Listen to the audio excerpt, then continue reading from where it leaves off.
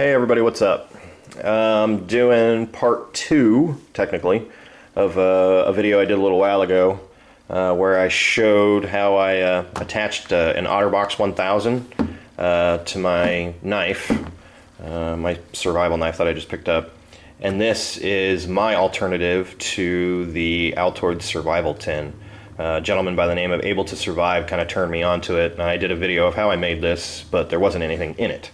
So now I actually have the kit filled in, put some goodies in there and all that good jazz. I'm going to be heading up into the Cascades here end of June, and we're going to go hiking up into the mountains and woods and go camping for a while. So I wanted to have this with me just in case, you know, age-old saying, better to have and not need than need and not have kind of thing. So anywho, this is the knife actually. It's the Schrade survival knife series that they just came out with. Trying to do this one-handed here. Very inexpensive knife. It was 39 bucks I think where I got it. I was really lucky because everywhere is sold out on these things because they got great reviews. 1095 high carbon steel. Sorry, I'm trying to do this one-handed here. I'm having a little bit of a difficulty. But yeah, I mean, it's a beater. I mean, you can beat the hell out of this thing and it's not going to hurt it any. So yeah, nice knife, you know, good for what I need. So got the big knife there, so that part's covered. And now let's see if I can actually get this open with one hand. The clips on these things are insanely tight. So, and inside here we have some goodies. I actually just bought a pre-made survival kit and then just kind of cannibalized it, and I put some other stuff in there of my own. So right on top though, we have your signal mirror. Still got all the protective coatings on it, instructions on the back. It's actually made by SOL, which is nice. Yeah, survive outdoors longer. Couldn't remember what the acronym was. Some really nice industrial aluminum foil. This is definitely thicker than the stuff that you would find in your kitchen. It's it's really substantial. I mean, you can feel the difference the second you touch it. So yeah, got your aluminum foil. I have a roll of duct tape, which I'm actually going to change because I don't like the fact that it's in a roll. You can see where it's gotten pushed on by other things, like that dent there and this. I'm going to flatten it out. I'm going to wrap it around a card so it's flat instead of round like this. It's a pretty good chunk of duct tape. I have no idea how many feet are here. But, you know, duct tape, universal fix-all. It's always good to have. I mean, I've actually seen people use this as a Band-Aid. Just literally tape wounds shut with it. So, you know, it's pretty cool stuff. Your fire starter, you know, good old basic tinder. Some nylon cordage.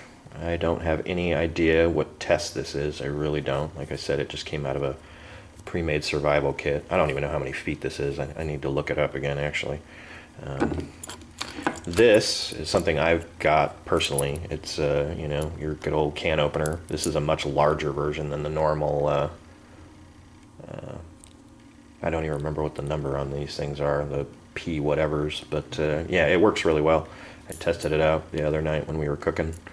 So, good stuff to have. Some wire, you know, for your snares, whatever else you can possibly use it for, which there's plenty of uses for wire. Some twine. Once again, I don't know how many feet this is or what test this is. I'm sure it's probably not that high. It's just really basic twine. Nothing too fancy.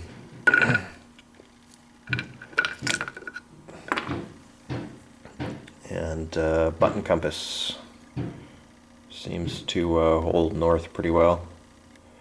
I haven't really tested it out that much. And this is a sewing and fishing kit. You got safety pins in there, and you got your fishing hooks and your weights. So yeah, not that I would really fish. Well, actually I would.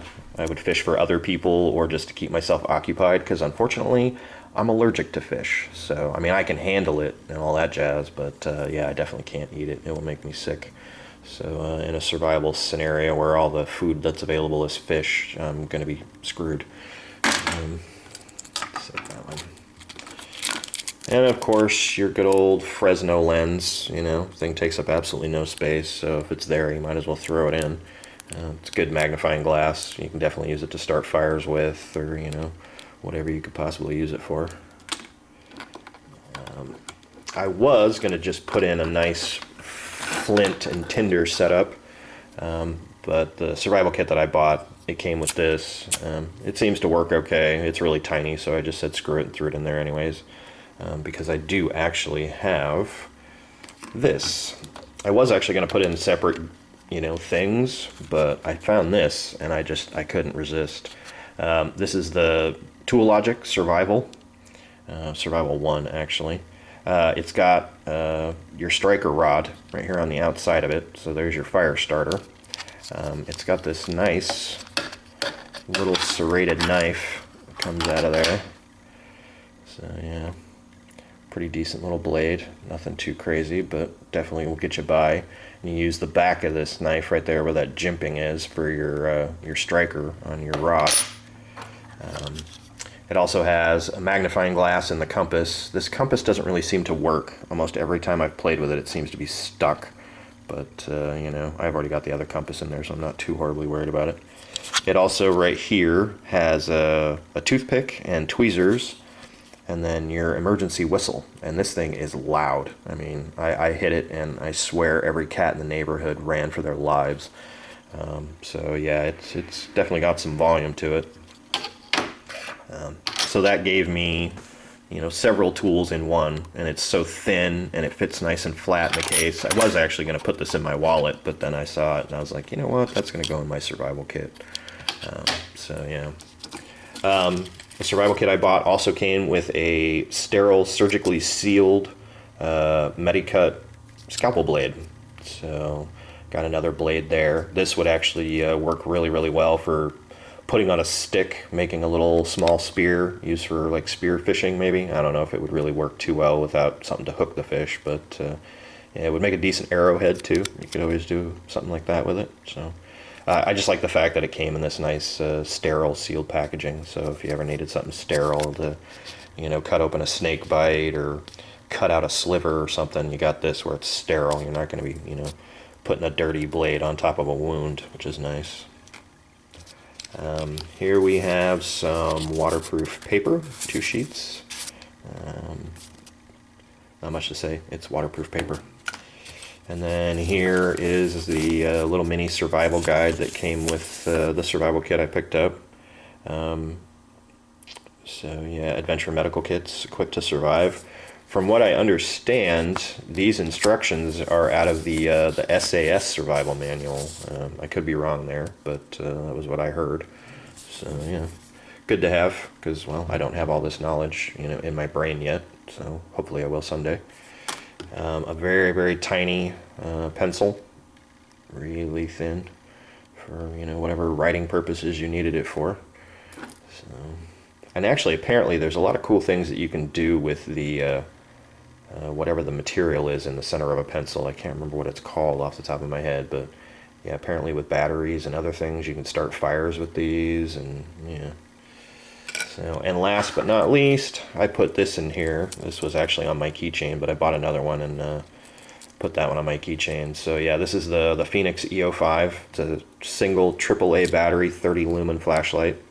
This thing is amazing. It's waterproof up to 2 meters, so like 6 feet area. I actually tested it. I sat it in the sink with it on, left it in there for probably about 10 minutes, and perfectly fine. And it comes with spare O-rings, 2-year warranty on this little guy, which is really cool. It's a great flashlight.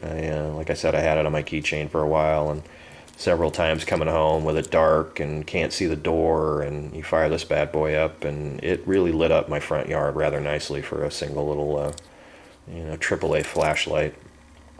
And a lot of people get kind of stuck on the big numbers of lumens and flashlights, but 30 lumens is nothing to sneeze at. I was like, it's only 30 lumens, because I kind of did it too, and then I got it and I tried it and I was like, wow, that's actually a really nice damn flashlight. So anywho, that's basically it. There's some stuff that I do need to put in here. I'm still working on this, kind of balancing it out, trying to figure everything out, make sure things fit and that I have enough room. the two key components that this is seriously missing right now is water purification tablets and some sort of water storage. I was trying to find some sort of a little bag that I could fold up and stick in there. Some of the ones that I found unfortunately have like a big cap on them, big hard plastic cap, you know, where the rest of the bag will fold up rather nicely, but then you have that big plastic cap in the way. So yeah, and then I found some other ones that are just like zip locks, but people, you know, said in the reviews that the locks don't stay shut and they pop open and whatnot. I've seen people use unlubricated condoms as well, but I would really like to find something a little more durable. I mean, once you fill a condom with water and turn it into a water balloon, you know, I'm sure it would pop rather easily with just, you know, getting snagged on clothes or, you know, hitting some brush or something. So yeah, I'd like to find something a little more solid. So, but that's really the only thing I can think of off the top of my head that's missing. That I should really have in here is you know, something for water purification and, you know, some sort of water storage. So yeah, but anywho, that's pretty much it. I really like the Otterbox thing. Really glad that Able to Survive did his video on it and gave me the idea. The Otterbox 1000s, these ones in black, are really hard to find because they discontinued the line. So if you want to find one, you're going to have to do a little hunting. I was able to find one, thankfully enough, and amazingly enough, it only cost me 14 bucks.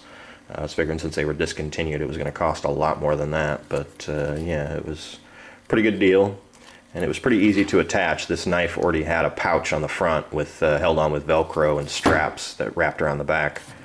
So I just took it off and you know, kind of filled that in. And I actually have a video on how I did this earlier. But yeah, it was a pretty simple job. Just filled that in with plastic, covered the back with Velcro, stuck it on there, and then I wrapped a full 25 feet of paracord around there. So you know, that's another thing that I technically have in the survival kit is, you know, 25 feet of paracord. And I wanted to keep it in one piece, so that's why I just wrapped the whole thing around there. So, you know, and it looks fine. I mean, I don't know how to braid, so if I did, I probably would have tried to figure out some cool, neat way of braiding it to make it look all neat and spiffy, but I was like, as long as it's on there and it's not coming off, I'm fine with it. So, I mean, it's going to be strapped to my leg and tromping through the woods, so it doesn't need to look pretty, just needs to function. So, but anywho, that's my setup. Decent little pile of stuff that goes in there. You know, not too bad. Could definitely be tweaked and tuned a bit, but so far so good. So anyways, you guys have a good day. Later.